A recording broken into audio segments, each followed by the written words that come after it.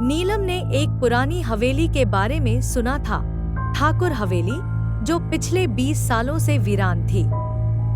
लोग कहते थे कि वहां कोई आत्मा रहती है जो सिर्फ छांव वाले कमरे में आती है, लेकिन कोई उस कमरे तक दोबारा नहीं पहुंचा। नीलम ने अपने 3 दोस्तों आरव, सिया और विवेक को वहां एक रात बिताने के लिए मना लिया। वे चारों हवेली पहुंचे। दरवाजा खुद ही करकरे की आवाज के साथ खुला। हवेली धूल से भरी थी, लेकिन सन्नाटा ऐसा कि दिल थम जाए। जैसे ही वे अंदर गए, सिया कांपने लगी। यह जगह ठीक नहीं है, उसने कहा। कुछ है यहाँ, कुछ जो हमें देख रहा है। आरव हंस पड़ा। ये सब तुम्हारे दिमाग का वहम है। भूत वूत कुछ नहीं होता। लेकिन विवेक चुप था। उसकी आंखें हवेली की दीवारों को ऐसे देख रही थी जैसे वह उन्हें पहचानता हो। रात होते होते वे चारों एक कमरे में जमा हुए, वही छांव वाला कमरा। चांदनी की रोशनी उस कमरे में अजीब सी परछाइयां बना रही थी। अचानक एक ठंडी हवा का झोंका आया और दरवाजा अपने आप बंद हो गया। वो देखो, कमरे की दीवार पर एक परछाई उभरी, एक औरत की, जिसके बाल हवा में उड़ रहे थे और चेहरा साफ नहीं दिख रहा था। तुम फिर आ गई, एक फुसफुसाहट हुई। नीलम ने डरते हुए पूछा, ये किससे बात कर रही है? विवेक का चेहरा सफेद पड़ चुका था।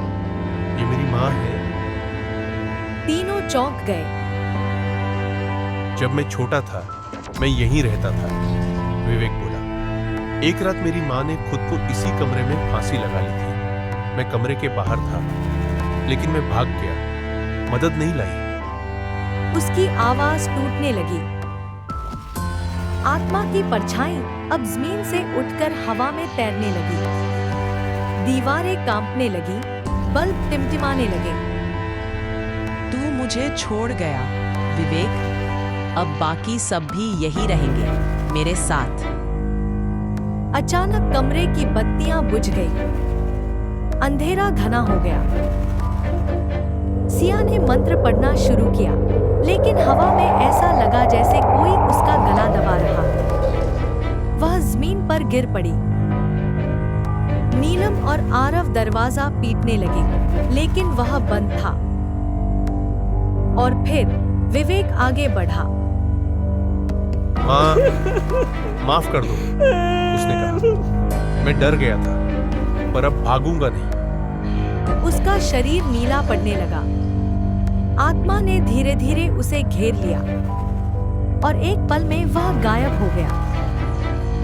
कमरे का दरवाजा खुल गया। सिर्फ 3 लोग बचे थे। वह रात तो बीत गई, लेकिन हवेली से निकलने के बाद भी नीलम को कभी चैन नहीं मिला। कभी कभी रात के सन्नाटे में उसे अब भी कोई फुसफुसाता सुनाई देता है। अब तू भी आएगी, छाम वाले कमरे में।